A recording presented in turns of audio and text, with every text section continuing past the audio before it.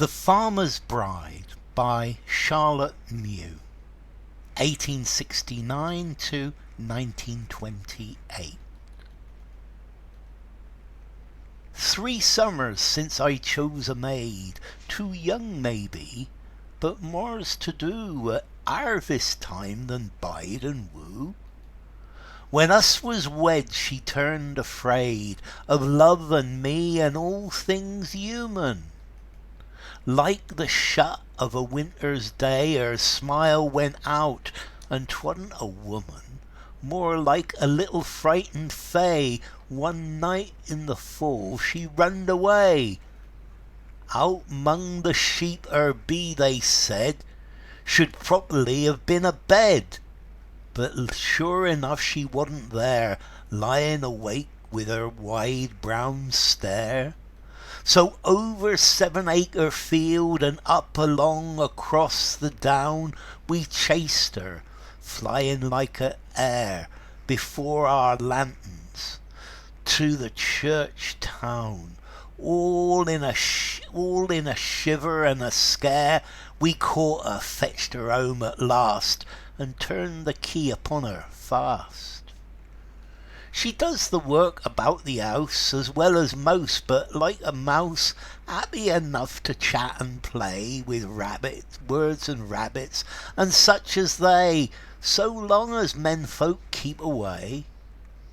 Not near, her eyes beseech, when one of us comes within reach. The women say that beasts in stall look round like children at her call. I hardly heard her speak at all.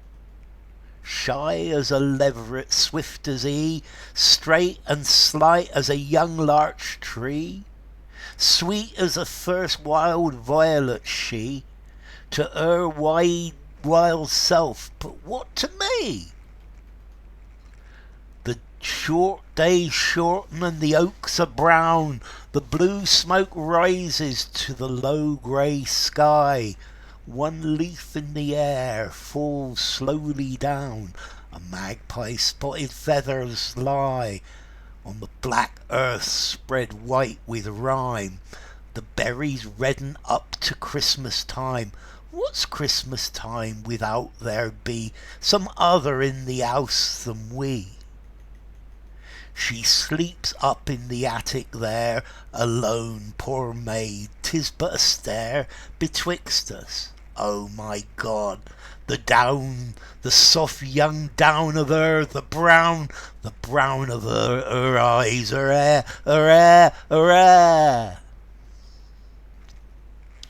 Okay, this is a poem by Charlotte Mew. It's called The Farmer's Bride. It's the wife of the farmer. Let's see, Charlotte Mew was born in Bloomsbury in central London. She was, her father was an architect who actually designed various buildings. And I think her mother was a school mistress. Anyway, Charlotte Mew never married. She's a poet who spans from the era of Victorian poetry into modernism. So anyway, what's this poem about? Well, this poem is about a woman who is married to a poor farmer, and she's absolutely terrified by him. She's terrified of men. This poem is really, it's about the unfairness, the women's lives, and the fact that they were married, their families decided who they married, and they could have been married as young as 12 years old in this time. And this is about a young girl who's probably 12 years old, whose family marry her to a poor farmer, and it doesn't say clearly, but once they're married, he rapes her. He takes um, his sexual gratification from her, and she's absolutely terrified of him. It doesn't say that he rapes her, but she's absolutely terrified of him. She's terrified of all men, and she is really not allowed to grow up. She's expected to look after the house and to procreate. Although so far they've not had any children. So let's read this because it's quite an interesting poem. 3 summers since I chose a maid, too young, but maybe. Too young maybe, but more's to do at harvest time than bide and woo. Well, the first person, this is the first thing to say, is the person speaking is this poor farmer. And if you look at the language she's used, he's clearly not a very educated chap. And he says, it's 3 summers since I chose a wife, I chose a girl to marry. Maybe she was too young, but at harvest time there are more things to do than wait around and try to win a woman over. And clearly he's made some sort of contract with her parents to marry her. And in these days, families chose who a woman would marry, and a woman had absolutely no rights in this. She didn't have the right to choose her husband, and her family have married her to a poor farmer. Of love and me and all things human. So, sorry. When us was wed, when we were married, she turned afraid of love and me and all things human. So when we got married, she was afraid of love. She was afraid of intimacy. She was afraid of me. She was afraid of everything human. And I think from this, I get the feeling that she knew absolutely nothing about sex, and I think he raped her on their wedding night, and she's terrified of everything human. Like the shut of a winter's day, her smile went out, and 'twadn't a woman, more like a little frightened fay. One night in the fall she runned away.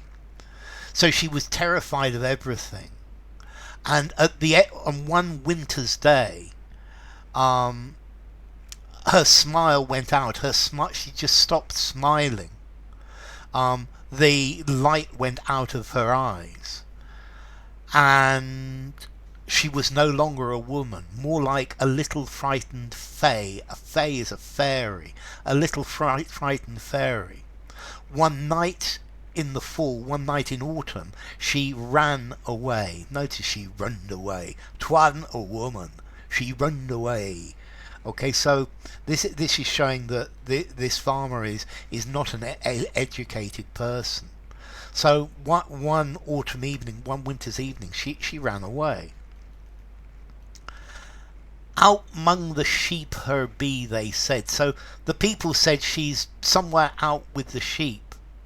Should properly have been abed. She should have been in bed. This is what the townspeople said, that she's out with the sheep, but this is not a time to be out with the sheep. She should be in bed.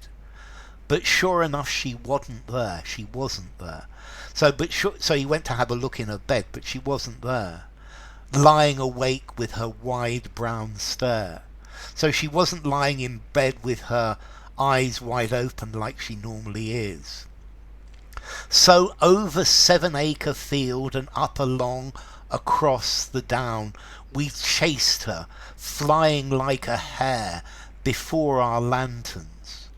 So we chased her across the big fields and across the downs, and she ran like a hare, like a big rabbit in front of our lanterns. To Churchtown, all in a shiver and a scare, we caught her. So when they got to Churchtown, they caught her, and she's trembling with fear. Fetched her home at last, and turned the key upon her fast. So he brought her back to the house, and he locked her up. He locked her up like an animal. And he's treating her like an animal. He's not treating her like a person.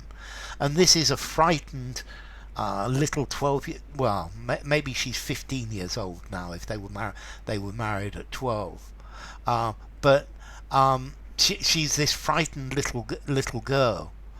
I think I'm wrong about 15. She's married at 12, and this is at the beginning of the marriage. But the whole poem, he's looking back and thinking about this.